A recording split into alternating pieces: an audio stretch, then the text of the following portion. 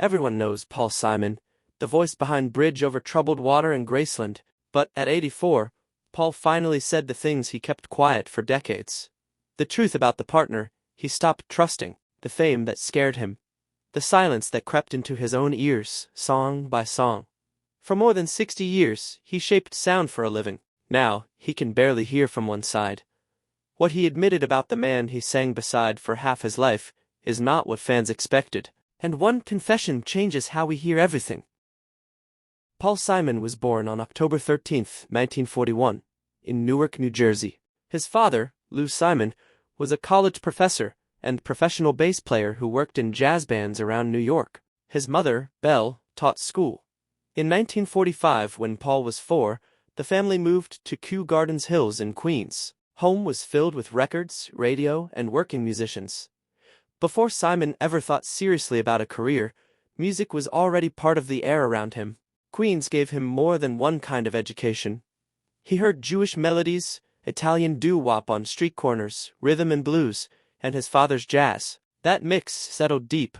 By age 12, he had written his first original song, "The Girl for Me." He was not only drawn to songs, he was already trying to make them. Writing became his way of understanding the world. Around the same time, another life-changing connection took shape. Simon met Art Garfunkel at Parsons Junior High, and later Forest Hills High School. Their friendship grew through records, close harmony, singing, and hours of practice. They loved the Everly Brothers and studied how two voices could move together so tightly. They sounded almost effortless, though the work behind that sound was anything but easy. Long before the world knew their names, they were building a musical bond with real discipline. That private work led to their first break in 1957. Still teenagers, they recorded "Hey Schoolgirl" as Tom and Jerry. Art was Tom Graff. Paul was Jerry Landis. The song sold more than 100,000 copies, reached number 49 on Billboard, and on November 22, 1957, they performed it on American Bandstand. For two boys still in school, that was huge. They had proof that music might become something more than a dream. Yet early success did not carry them straight into fame. They drifted toward college and separate paths. Simon earned an English degree from Queens College in 1963, then entered Brooklyn Law School. That lasted only one semester. By 1964, he had left law behind and chosen music fully. He had already spent years releasing songs on small labels under names like Jerry Landis and Tico and the Triumphs. Much of that work passed unnoticed. There was effort, output, and very little reward. He kept going anyway. In 1964, Simon and Garfunkel reunited and signed with Columbia Records. Their first album, Wednesday Morning, 3 a.m., came out in October 1964. It was made cheaply and promoted weekly. Sales were poor. Radio did not care. The duo split again. For many artists, that kind of failure becomes the end. For Simon, it became the point where stubbornness took over. He went to England and entered a very different phase. In small folk clubs across London, he found listeners who paid attention. In 1965, he recorded the Paul Simon Songbook, a solo acoustic album released only in the UK. It included early versions of "I Am a Rock" and "A Most Peculiar Man." Night after night, he sharpened his writing. He was far from home, far from success, and still working. Then, everything changed through a decision he did not make himself. On June 14, 1965, producer Tom Wilson took the acoustic recording of "The Sound of Silence" and overdubbed electric instruments in New York. Simon and Garfunkel were not consulted. Simon was still in England and knew nothing about it, yet the record caught fire. He found out the song was climbing the charts when he saw it in Cashbox magazine while in Denmark. By January 29, 1966, "The Sound of Silence" was number 1 on both Billboard and Cashbox. That success pulled Simon and Garfunkel back together. Between 1966 and 1968, Simon wrote the songs that powered sounds of Silence, Parsley, Sage, Rosemary and Thyme, and Bookends. Those albums built one on top of the next. Simon was shaping albums with care, mood, and structure. Then came Mrs. Robinson. Mike Nichols heard an unfinished version and wanted it for The Graduate. The single hit number 1 on June 1, 1968. The soundtrack also went to number 1. Simon won a Grammy for the score. He had moved from barely seen craftsman to defining voice of a cultural moment. Bookends, released April 3, 1968, traced a life from youth to old age. The making was intense. Punky's Dilemma alone reportedly took more than 50 hours. The album reached #1 and showed how far Simon's writing had grown. Outwardly, this was a golden run. Inwardly, pressure had already gathered. Simon wrote the songs and guided the sessions. Garfunkel had the striking voice that listeners loved. The public responded to the beauty of the duo's sound without seeing how uneven the working structure had become. One man carried the writing and musical direction. The other was the voice most easily identified by the audience. That gap sat quietly, growing. By 1969, the strain deepened. The Boxer, released March 7th, reached #7 on the Billboard Hot 100. It sounded huge and wounded at the same time. Simon later admitted it reflected the feeling of being attacked and misunderstood. Recording became an obsession, consuming more than 100 hours across multiple locations. While that was happening, Garfunkel accepted a role in Mike Nichols's Catch-22. The shoot stretched into many months, taking him to Mexico and beyond. For Simon, that absence changed everything. He was left in New York writing and arranging while his partner was on a film set. Tapes were sent back and forth. The process became harder, slower, and more emotionally loaded. The separation began to feel like they were living in different versions of the same career. Then came Bridge Over Troubled Water. Released January 26, 1970, it became one of the biggest albums in history, selling more than 25 million copies worldwide and spending 10 weeks at #1. Yet the success arrived at the exact moment the partnership was nearing its end. The title track won Record of the Year and Song of the Year at the 1971 Grammys. Simon wrote it, but Garfunkel's lead vocal became the sound most people carried. That sharpened the imbalance that had been forming for years. The final break came through accumulated strain, long absences, different ambitions, and a loss of trust. Garfunkel had become more involved in film work. Simon had become more certain he could keep moving without the old structure. The friendship that once held everything together had been damaged beyond repair. Simon later said they had been true best friends up until Bridge Over Troubled Water, and afterward, that harmony in the friendship was broken. Paul Simon stepped into life after Simon and Garfunkel with a lot to prove. Could he still matter on his own? He answered that question fast.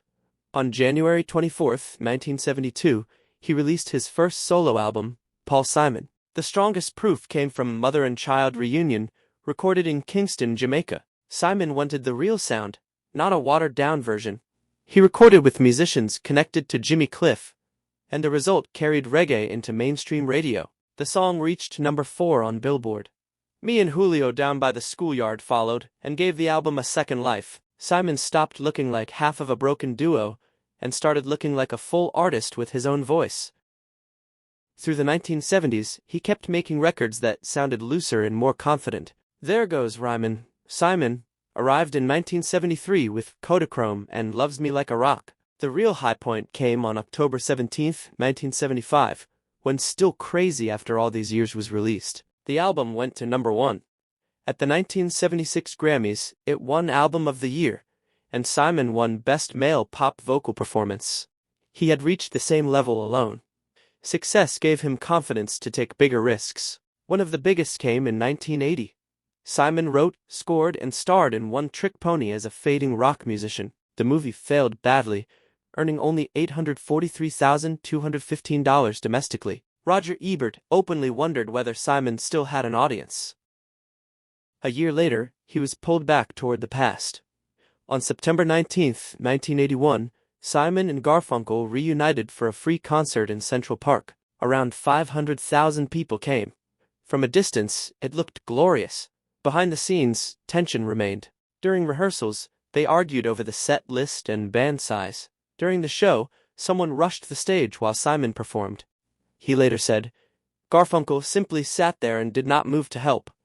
The concert led to a reunion tour and plans for a joint album. Even that could not hold. Garfunkel's recorded vocals were removed, and the album never came out. Simon later described the effort as a luxurious bandage over a wound that had not closed. By the early 1980s, Simon's career had lost forward drive. His 1983 album Hearts and Bones became his lowest-selling record. That was when he started listening outward. In 1985, after hearing South African music that gripped him, he traveled to Johannesburg. The trip was risky because a United Nations cultural boycott had been in place since 1980 to isolate apartheid South Africa. Simon did not ask permission. He booked studio time and began recording with black South African musicians, connecting with Ladysmith Black Mambazo. Then came Graceland in August 1986. The album became the best-selling solo record of his career, moving more than 16 million copies worldwide. At the 1987 Grammys, Graceland won Album of the Year. Yet praise never came alone. Artists united against apartheid criticized him for breaking the boycott. Some African musicians challenged credit and ownership, arguing Simon had taken more than he should from collaborative work. Over time, the picture grew more complicated. After Nelson Mandela was released from prison in 1990, he said Simon's visit had helped expose South African music to the world and had not strengthened apartheid. That did not erase the criticism, but it changed the tone. Graceland remained both a creative peak and a moral argument, and that tension became part of its legacy. Simon kept going. In October 1990, he released The Rhythm of the Saints, Turning Toward Brazil. The opening track, The Obvious Child, was built on the percussion of Olodum, the Afro-Brazilian drum group. He worked with Milton Nascimento. The album reached number 4 and went multi-platinum. Honors piled up. In 1990, Simon entered the Rock and Roll Hall of Fame with Garfunkel. In 2001, he entered again as a solo artist. In 2002, he received the Kennedy Center honors. In 2007, the Library of Congress gave the first Gershwin Prize for Popular Song to Simon. His catalog earned 39 BMI awards and close to 75 million broadcast airplays. Still, even a decorated artist can walk into disaster. Simon did exactly that with the Capemen. He spent roughly 7 years developing the Broadway musical based on the real-life story of Salvador Agron, a Puerto Rican teenager convicted of double murder in 1959. It opened January 30, 1998, and closed March 28 after just 68 performances. The production lost its entire $11 million investment. For Simon, it became one of the most painful failures of his career. Later albums carried more modest impact. Stranger to Stranger in 2016 and In the Blue Light in 2018 showed him looking backward as much as forward. On In the Blue Light, he reworked older songs because he felt some had not been recorded the right way the first time. That revealed something intimate. He was not living inside a settled view of his own greatness. He was still hearing flaws. Simon has often seemed harsher on his work than many critics ever were. He has wondered aloud how much of his catalog will really last. For someone who wrote Mrs. Robinson, The Boxer, and Graceland, that humility can feel startling. His personal life moved with similar instability. He had an on and off relationship with Carrie Fisher and married her in 1983. The marriage ended in July 1984, lasting less than a year. Simon later described it as mistakes piled on mistakes. In 1992, he married singer Edie Brickell. Their life together lasted much longer, yet had its own strain. In April 2014, police came to their Connecticut home after a 911 call during a domestic argument. Both were charged with disorderly conduct, though charges were later dropped. A public life filled with elegant songs can still hold private chaos. Men in power often had room to deny these moments. Women were left to carry what happened inside them. This story resonated deeply during the #Me Too movement, which Field openly supported, and remains part of ongoing conversations about power abuse in Hollywood as recently as 2024. By the 1990s, Field entered another major reinvention. In 1993, she played Miranda Hillard in Mrs. Doubtfire, the calm but strained ex-wife opposite Robin Williams. The film made more than $400 million worldwide. Just 1 year later, she played Mrs. Gump in Forrest Gump, which won 6 Oscars and earned more than $677 million globally.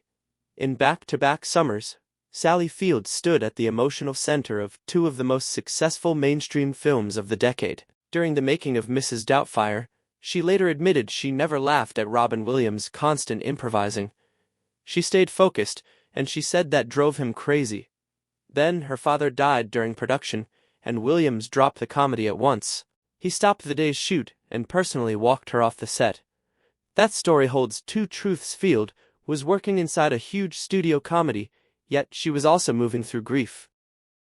In 2000, she joined Air as Maggie Wytinski, the bipolar mother of Nurse Abby Lockhart. She played manic and depressive states with painful detail and won the Primetime Emmy for Outstanding Guest Actress in 2001. On Brothers and Sisters, which ran from 2006 to 2011, she played Nora Walker, the mother at the heart of a large, messy family. In 2007, she won the Emmy for Outstanding Lead Actress in a Drama Series, her third career Emmy. In 2012, she took on Mary Todd Lincoln in Steven Spielberg's Lincoln opposite Daniel Day-Lewis. Spielberg initially thought she was too old, yet Field fought for the part, gaining around 25 pounds to match Mary Todd Lincoln's documented measurements. Her performance earned an Oscar nomination for Best Supporting Actress. During that same period, younger audiences met her as Aunt May in The Amazing Spider-Man in 2012 and its 2014 sequel. In one decade, she moved from Lincoln's White House to a billion-dollar superhero franchise and remained fully convincing in both. Then, in 2015, around age 69, she led Hello, My Name is Doris as a shy Staten Island office worker who develops feelings for a much younger coworker. The film allowed Doris to be awkward, lonely, desirous, and full of fantasy. Field played her without asking for pity. She let the character be messy and painfully exposed. In doing so, she pushed against one of Hollywood's most stubborn habits, the urge to make women over 60 invisible or harmless. Doris was neither. She felt deeply alive. By then, the honors had gathered around her. In 2015, Barack Obama presented her with the National Medal of Arts. In 2019, she became a Kennedy Center honoree. Then, on February 26, 2023, she received the Screen Actors Guild Life Achievement Award, becoming the 58th recipient. In her acceptance speech, she spoke candidly about her early days, the struggle to be taken seriously, and the quiet strength that carried her through. The speech went viral, with fans and younger actors alike sharing clips across social media, many noting how her words felt like a final, graceful farewell. At 79, Sally Field stepped back, not with regret, but with the hard-won peace of a woman who had finally told her whole story.